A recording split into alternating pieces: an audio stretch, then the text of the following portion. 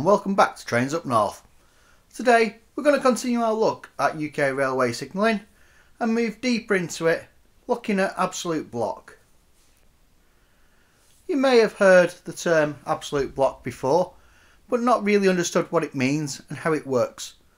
So in a nutshell, absolute block is a way of keeping trains apart, and it works by splitting the track up into different sections referred to as blocks. Some people say section, some people say block. It's the same thing. It's a tried and tested way of signalling trains, with the main principle being that there is only ever one train in the block at any one time. There are some exceptions to this, but we're not going to go into that today. Absolute block is still used in the UK today. If you go to Stockport, just outside Manchester, there's a section of track that uses absolute block. It has overhead power lines, so don't think it's all historic, because it's not. That section of track actually feeds Manchester Piccadilly, which is one of the major stations in Manchester. Absolute block doesn't need to have track circuits to detect trains. They can be installed, but it's not essential for us to use absolute block. If we have intermediate block sections, then yes, this is going to be track circuited. So track circuits are a simple system of using electric to detect the presence of a train. Don't worry if this all sounds really complicated. I'm going to explain it best I can as we go, and we're going to do it in small steps so that we can learn it and understand it. There are other types of signalling used in the UK, such as electronic token block and things like that. I'm not going to go into that today. Once we've covered absolute block and we're happy with that, we'll look at these other signalling systems. So I just want to touch on a little bit of background and terminology before we go any further. So in the UK we have up and down lines. Up lines tend to go towards the railway headquarters, and down lines would go away from the railway headquarters. This is based on the traditional railway companies, not British Rail, Railtrack or Network Rail, and it's quite often London. However, former LMS lines tend to go from Manchester Victoria, and as you move away from the railway headquarters, so on the down line, you will see signs at the side of the track every quarter of a mile, and it will have a number which is the mile number. So at mile 1 you'll have a number 1, at 10 miles you'll have a number 10, and so on and so forth. The quarter of a miles and the half mile, 3/4 of a mile will either be written on as a fraction, or it might have a dot or a line. So 1 dot or 1 line is a quarter of a mile, 2 dots or 2 lines would be half a mile, 3 dots or lines would be 3/4 of a mile, and then on the whole you just have the number. So we know what train is what in the UK. We give trains a reporting number.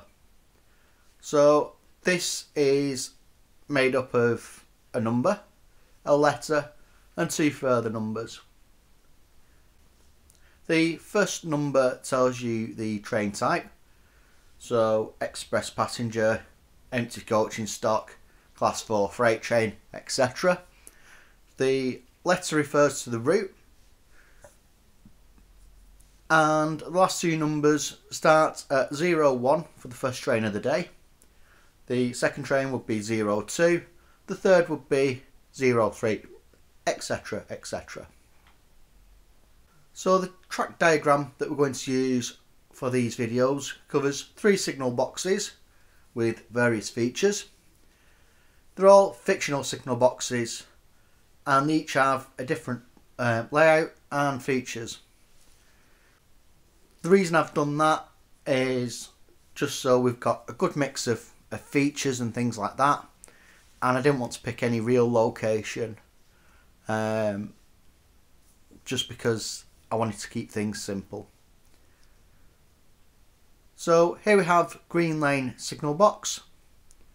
Green lane signal box is the most simple layout we have in our diagrams.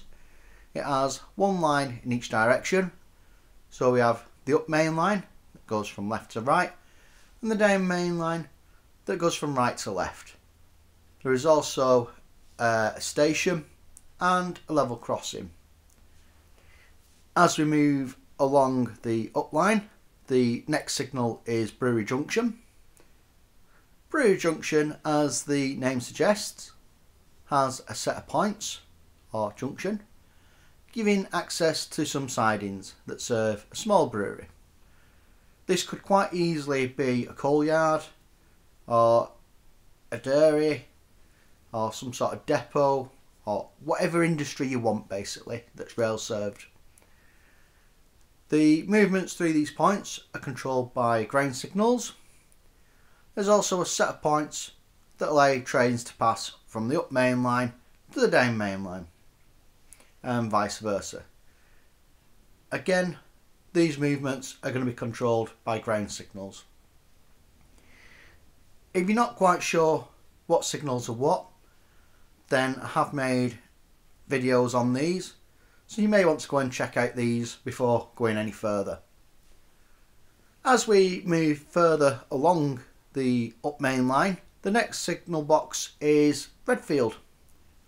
Along with the up and down main lines, Redfield also has an up and down branch line.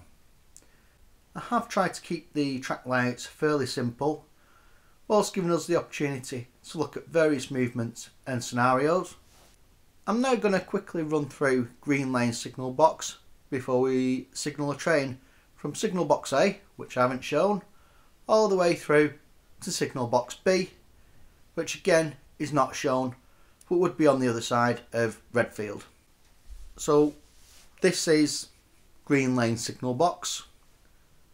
It is purely electronic in form, so I haven't actually got a physical signal box for us to look at here.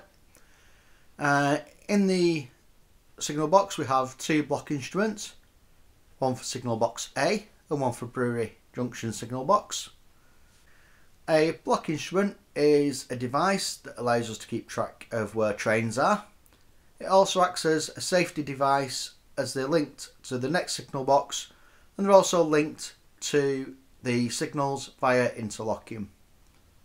I haven't covered interlocking yet, however I have got a video planned where I will look at interlocking and how interlocking actually works. We have a number of levers which operate points and signals. Each lever has a number, and the levers also contain a plate that show what signals need to be operated first. So signal box levers are also colour coded depending on the function. The colours of the signal box levers that we're going to use are as follows. So we've got yellow for a distant signal, red for stop signals and ground signals, black for points, blue for facing point locks, brown for level crossing gate locks, white are spur levers, and where a lever controls both a stop and a caution signal, for example a colour light signal, the lever would be red with yellow underneath. Likewise, if it was powered points, so motorised points, then that is basically a point and a facing point locked together, so it'd be black and blue on the lever. Where a lever controls powered points and colour light signals and things like that, the lever is shorter, and that just helps the signaller, because if you've got a signal that's quite a distance away and you've got to pull the lever, it's quite hard. It takes a bit of effort. If you try and do the same amount of effort with a colour light signal lever, you'll probably fall over or nearly fall over because there's very little resistance on them. Don't ask how I know. The signal box levers are interlocked to prevent misoperation, such as conflicting movements. I've sort of mentioned this in passing, but basically what it does, it stops you clearing a distant signal when the stop signals are still at danger and things like that. So on our layout, looking at the up main line, the first signal that we come across is signal number 1. It's a distant signal. The next signal, number 2, is the home signal. Lever 3 is the lock for the level crossing gates. So what we do is we go and manually operate the gates, and then we pull this lever and it stops anybody from changing the gates. Signal 4 is a section signal. The numbers that I've picked are the numbers of the levers. So it's signal 1, it's lever 1. When we're communicating with the other signal boxes, we use a series of coded bell signals. The bells from signal box A and the bells from Brewery Junction will sound different, and that's so we can tell which signal box is communicating with us, because if they sound the same, we'll not know. I'm not going to use bell codes in this first video on absolute block, because I think that I'd probably just get a little bit too confusing and too in depth for people. So what I'm going to do is I'll produce a video where we look at bell codes, and then after that might start using them. The other signal boxes as we move up are going to be fairly similar. So we're going to have the block instruments, we're going to have a frame with all the levers in it. The levers in the frame have a normal and a reverse position. So normal is when they're fully locked, and that's normally when signals are at the most restrictive. So for danger signals, that's when they're on and they're on red. For distant signals, again, that's when they're on and they're showing a caution aspect to the trains.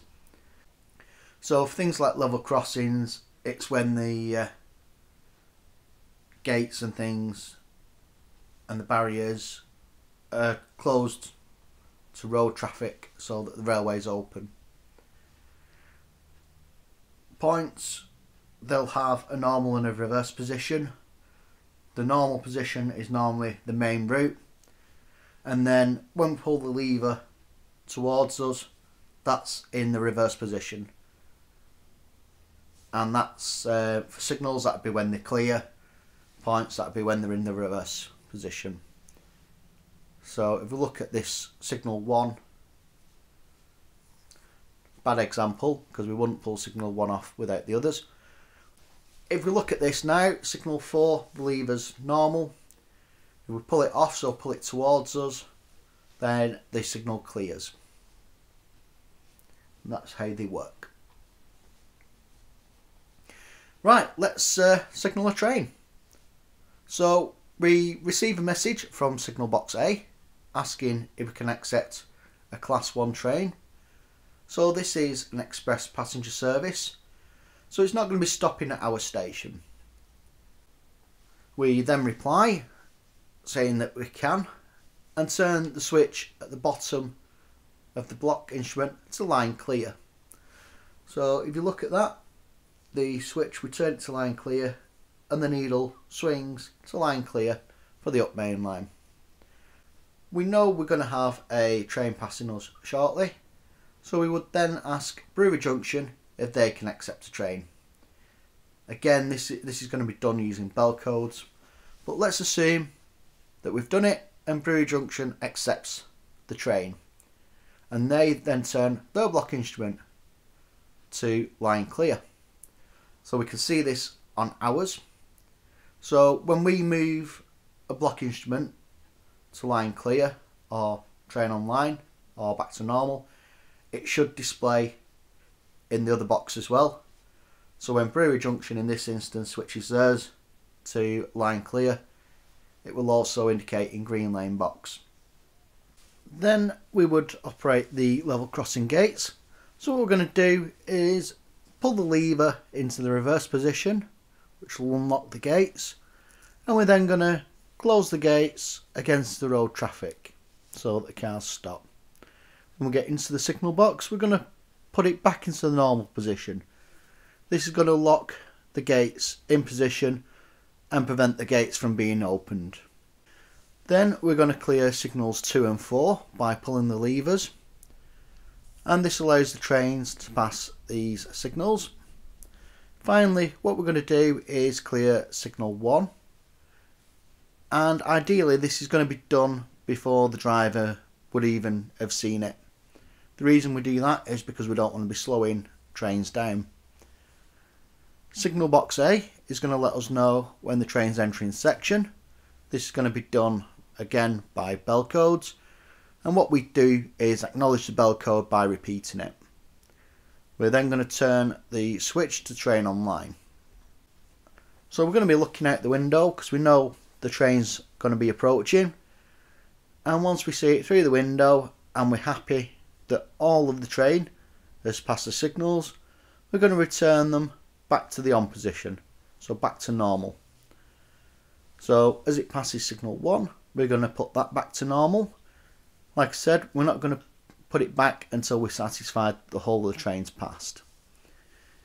And then we see it pass signal 2, which is right outside our signal box.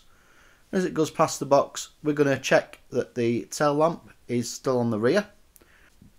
It's really important that we check for the tail lamp with absolute block, because the tail lamp tells us that the train is complete and it's fully left the section, so it hasn't left any coaches or wagons behind. Where this hasn't been done in the past, it has led to accidents. Don't forget, we don't need track circuits, so if we don't check for the tail lamp, then how else are we going to know that we haven't left anything behind? As the train is now at least 440 yards past our home signal, so beyond the clearing point, we're going to send the train out of section bell code to signal box A, and once this has been repeated back to us, we're going to turn our block instrument back to the normal position, and then we'll see the needle fall back to normal. That would again be shown in signal box A. So as the train passes signal 4, which is the section signal, we're going to send train entering section to brewery junction, who will then in turn put their block instrument to train online. This will be displayed in our signal box. So this is basically how absolute block works in its most simple form.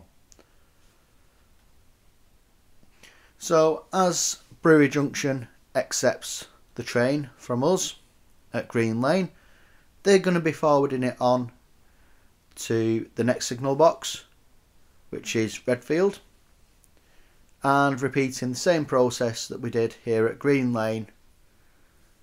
And as Redfield accepts it, they're going to be doing the forwarding it on, and so on and so forth, until it's completely through all the signal boxes.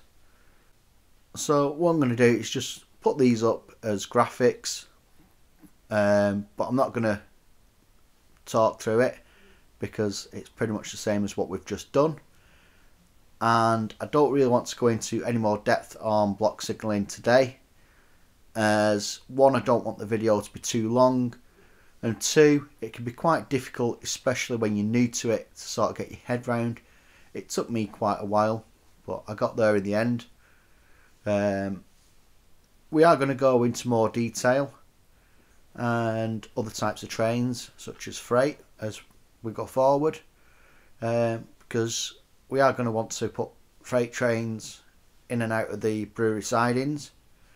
We can look at what happens and what we do if we have a train that breaks down, or if we have a signalling fault or something like that, signal failure.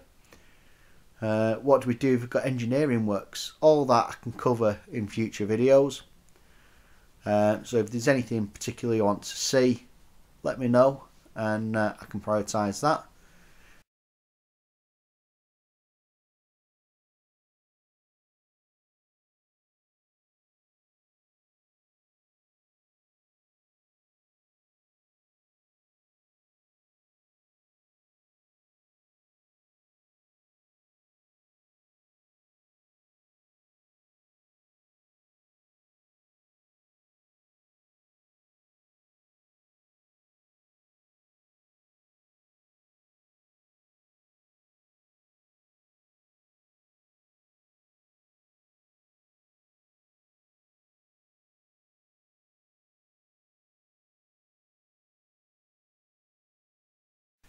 If you've got to this point, I'd like to say a huge thank you for watching and getting here.